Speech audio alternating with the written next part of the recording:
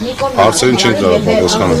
Դուք աշխատանքի պայմաններից գոհ եք, որովհետև Նիկոլ Փաշինյանը ասում էր Արարատյան են գործարանի աշխատակիցները եւ պետականացին նրանք կազատագրվել։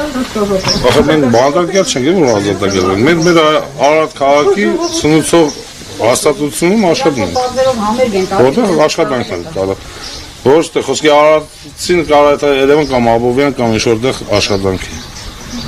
Արարատ քաղաքի աշխատատեղերը ստեն աշխատում։ Դից սպառնում է, էլի ժողովուրդը դա անելու բան։ Աշխատողը ստեից է սանվում, ստեի համար է պահանջում, որ աշխատենք չենք եկավարության համար պահանջում է։ Խոտակերի պես նստենք, սպասենք տենանք ինչ անում։ Եկենք մեր աշխատանքի համար,